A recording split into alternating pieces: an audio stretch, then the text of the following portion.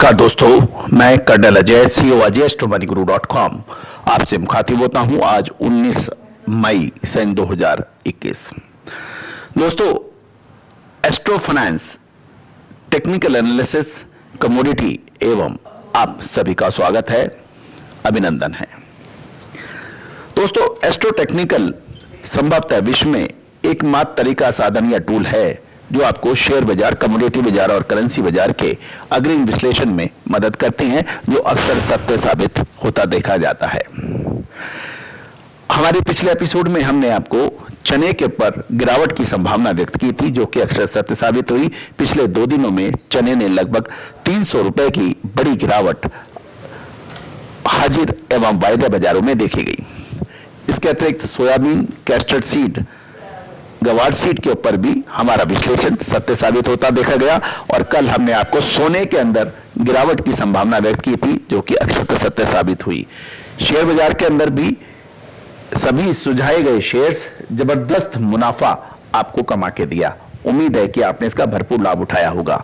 आज क्या संभावनाएं बनेगी, उससे पहले आज की ग्रह स्थिति एवं राशियों के आधार पर आपका नफा या नुकसान। मित्रों, भारतीय ज्योतिष में 12 राशियों को 4 तत्वों में यानी 4 एलिमेंट्स के अंदर डिवाइड किया गया है। अग्नि, पृथ्वी, वायु और जल, और 5वां तत्व आकाश इन चारों तत्वों में समायोजित है। अग्नि तत्व की पहली 3 राशियां 1, 5, 9 यानी मेष, सिंह और धनु राशि। आज आपके लिए दिन मिश्रित रह सकता है, क्योंकि चंद्रमा आज कर्क से सिंह राशि के अंदर प्रवेश करेगा दिन के मध्य में। मिश्रित रुख रहने की संभावना बन सकती है, एक कदम आगे एक कदम पीछे, अनिर्णय की स्थिति रहेगी, सावधानी पूर्वक ट्रेड करना चाहिए। पृथ्वी तत्व की 3 राशियां 2, 6, 10 यानी वृषभ, कन्या और मकर राशि। आपके लिए दिन आज शायद मुफीद ना रहे, परेशानियां बढ़ सकती हैं। बड़े वॉल्यूम ट्रेडिंग से आपको बचना चाहिए। विशेषकर 11 से 12 बजे के बीच में तो आपको अतिरिक्त सावधानी रखनी चाहिए।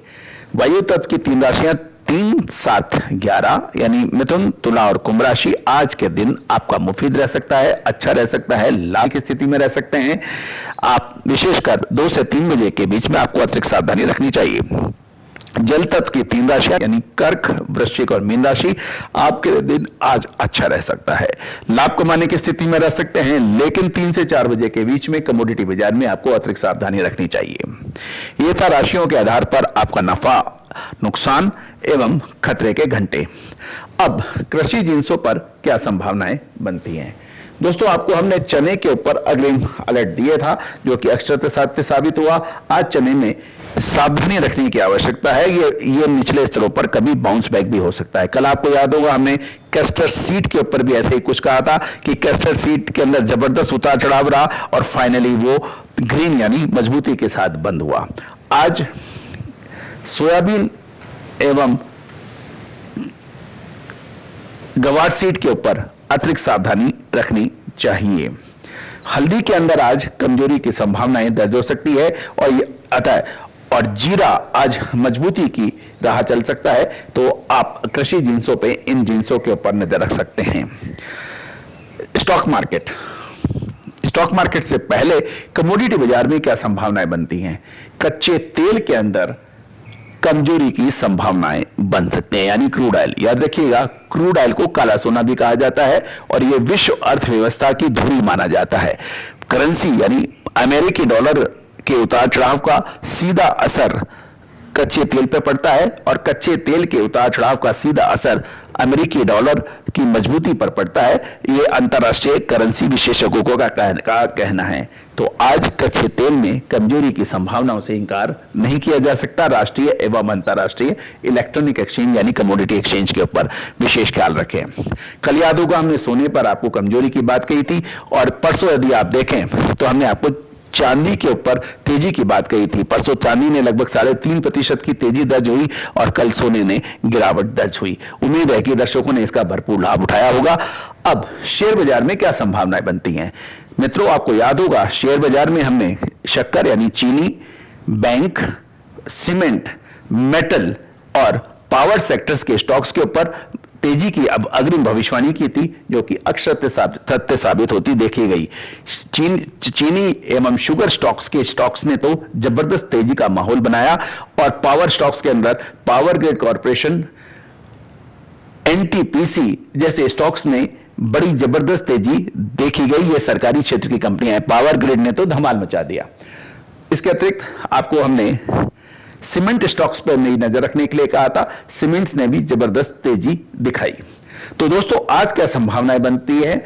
आज सरकारी क्षेत्र की कंपनियों पर हम नजर रखना चाहेंगे, चाहे वो बैंकिंग स्टॉक के अंदर एसबीआई हो, उस पर नजर रख सकते हैं। इसके अतिरिक्त आप होटल इंडस्ट्रीज के ऊपर भी नजर रख सकते हैं। कामत होटल, रॉयल ऑर्चर्ड, ताज जीवी के इन शेयर्स के ऊपर नजर रखनी उचित रहेगी। सीमेंट सेक्टर में अल्ट्राटेक सीमेंट्स के ऊपर नजर रखनी उचित रहेगी। श्री सीमेंट के ऊपर भी नजर रखनी उचित रहेगी।